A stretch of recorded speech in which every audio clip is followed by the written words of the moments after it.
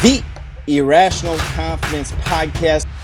The Notre Dame Fighting Irish are going to go into Atlanta to face the Georgia Tech Yellow Jackets. It's the team that Rudy got the sack in, facing Georgia Tech there. Notre Dame is 5-1 on the season. That one loss to Northern Illinois still kind of sitting out there like a sore thumb. Georgia Tech, a lot of positive things about them to start the year. You know, they're kind of out of it. They lost to Louisville and they lost to Syracuse, but they're 5-2 on the season. They're a respectable team in the ACC. Where Georgia Tech was a couple of years ago, it's nice to see them kind of pull themselves off the mat. They're not pushover anymore.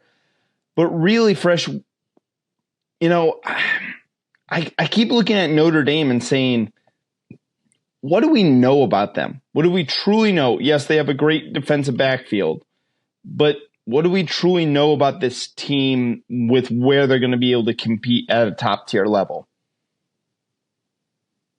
Well, I think first off, Brent Key, what he's done at Georgia Tech is downright amazing. From where they were just a couple of years ago to under Jeff Collins, who is abysmal, to where they are now. He's instilled discipline, toughness, respect for the program from the players' perspective, and it's got them to become a relevant football team.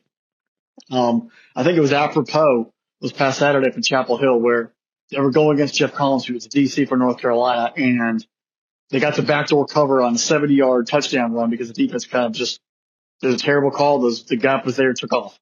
But Brent Key's football team, they know who they are. They're going to run the football, run the football, run the football, run the football, run the football, throw when they want to, and then play physical defense.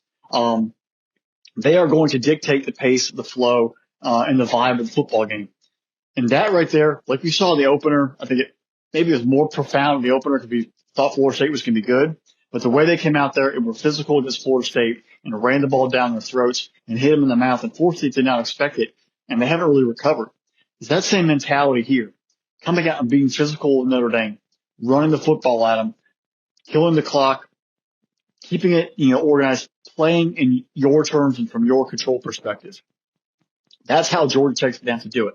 Now, this game's not being played in Bobby Dodd. It's being played in Ben's, where there's going to be about 80% Notre Dame fans. So it was going to be a Fighting Irish home game. That's going to make some money for Georgia Tech. That's going to create another road experience. And will that become demoralizing to the Georgia Tech football team, where if they were playing across the highway in Bobby Dodd, at worst it's a 50-50 split because Notre Dame's going to travel. But now you're going, it's going to be a 20-80 split in favor of the Irish.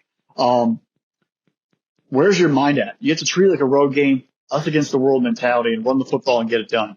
But it's going to take a behemoth effort. But do they have the focus, the toughness, the wherewithal to take on Notre Dame? Because even with Notre Dame missing Benjamin Morrison, and out for the year, that's a really terrible loss, and it's going to really, it's very sad to see.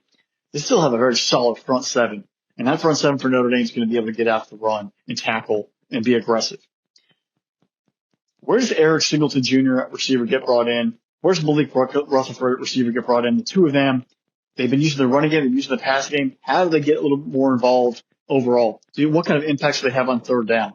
It's not just going to be Haynes King, Jamal Haynes, and running back Chad Alexander. Get those two receivers involved a little more in the ground game, in the short passing game, but keep them involved, keep them happy, and give a different look to that Notre Dame defense, especially with the deficiency in that cornerback position with Morrison being out. You've got to find ways to be aggressive at times and maybe come out of your own shell. Being physical is great, but taking a couple of shots at times, challenging that Notre Dame secondary, getting them to back off, and then going back to the running game. The other side of the game, you mentioned Notre Dame, that Northern Illinois loss. The committee, I think, after the past couple weeks, after beating Louisville and they look okay, has the committee even forgot about that game because it was so long ago? Like, Texas A&M is playing well. They beat A&M down there in Kyle Field the opening week. Has the committee kind of been distracted, not remembering they lost to Northern Illinois? I kind of think they have, and I think actually everyone in the country is kind of like, oh, well, it's forgotten. Like they've looked good against Louisville. They looked good in all their games before that.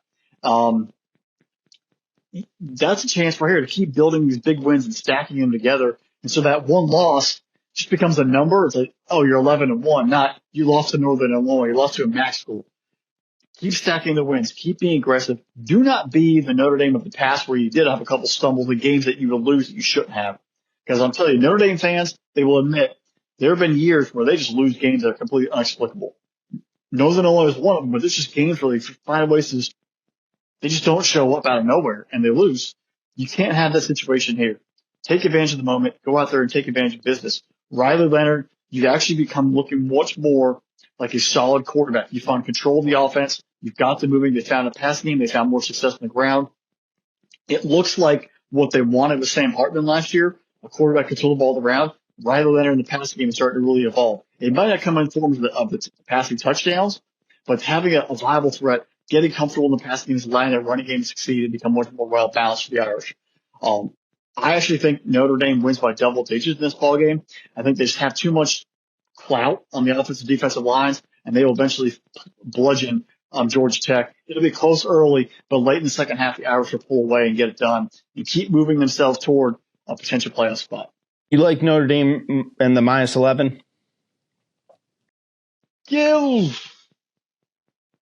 I like them. I like. Give me Tech in the points. I think Notre Dame wins by 10. 11 is kind of a weird spot.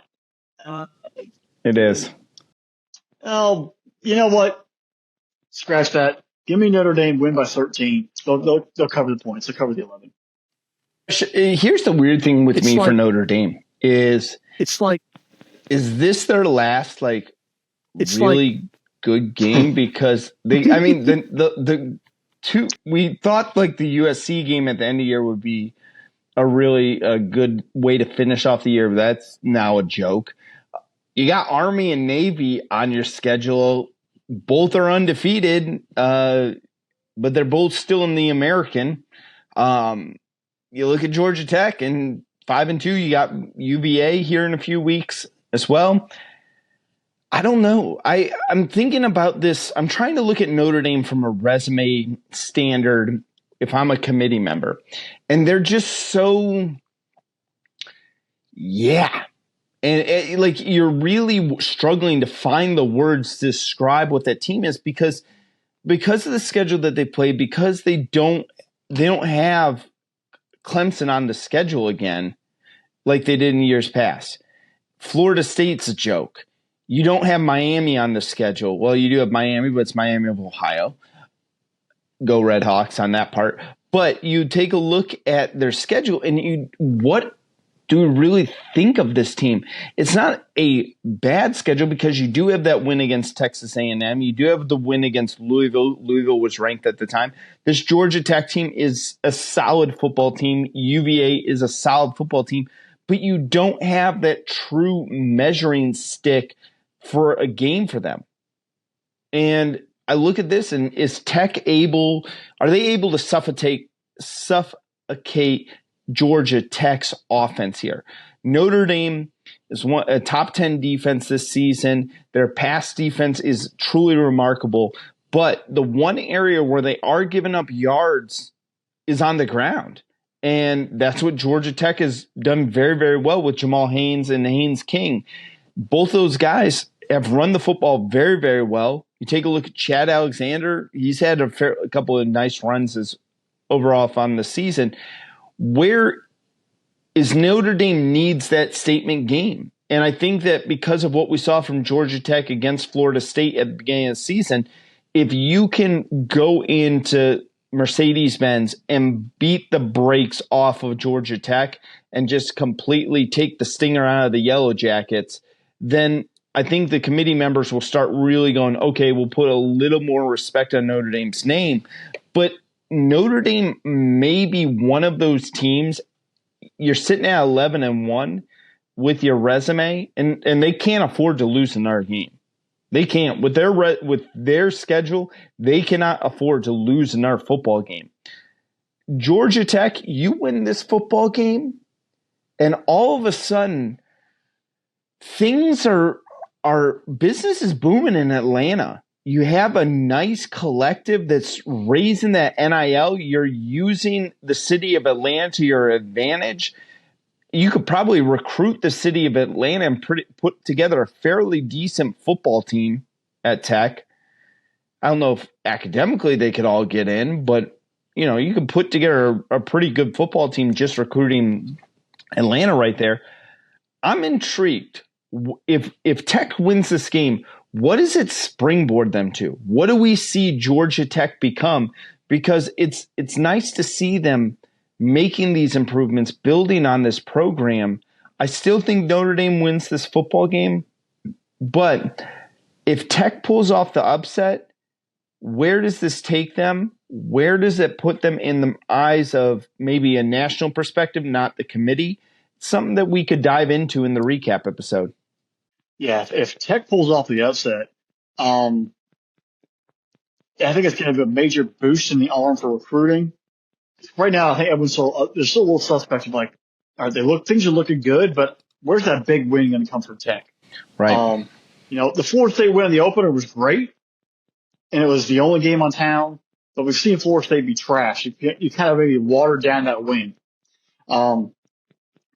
If you beat Notre Dame, again, beating logos matters from a recruiting perspective, because if a kid's looking at a brochure and they see Notre Dame, like, oh, Notre Dame and football are synonymous. You beat Notre Dame recruiting, hey, we're moving. We're in the ACC. We're gaining steam right now. We're moving in the right direction. It makes them a truly viable option. And it gives credence to what they've been building there under Brent Keys. It just shows, can they put it all together and get on the same page and pull off that big upset? They almost had Georgia last year, in the clean old fashioned hate there in the last game of the season. This would be that big W over Notre Dame that would reverberate, because people are going to be watching the game across the entire nation anyway. It's going to get full because Notre Dame is a national brand. You beat Notre Dame, you get noticed. On the other side, Notre Dame, you brought up that resume. It's like you go in, you're a vice principal, I'm a manager, a VP manager in my own employment. When someone hands you a resume, you can tell if it's a bare minimum resume or if it's legit, like there's substance to it. And if right now Notre Dame's, that A&M game is the only thing that's really hanging on. If A&M starts losing ball games, it kind of looks like a watered down resume. You're hoping other teams win to make your resume look better, which you should be doing that yourself, doing all these games, winning dominant fashion. And if you don't come out here and beat Georgia Tech, or if you don't beat them heavily, and it's a clunky kind of game, that resume just gets a little bit less and less. And as great as the Army and Navy being undefeated are, the committee's not going to look and say, well, you beat an undefeated Navy team and you beat an undefeated Army team. This isn't 1947. This is not 1950. Those aren't going to carry as much weight as it would have 70 years ago. You need to get big wins. You have to get defiant wins and move forward. Yeah. Crazy times in week 8, man. Crazy, crazy times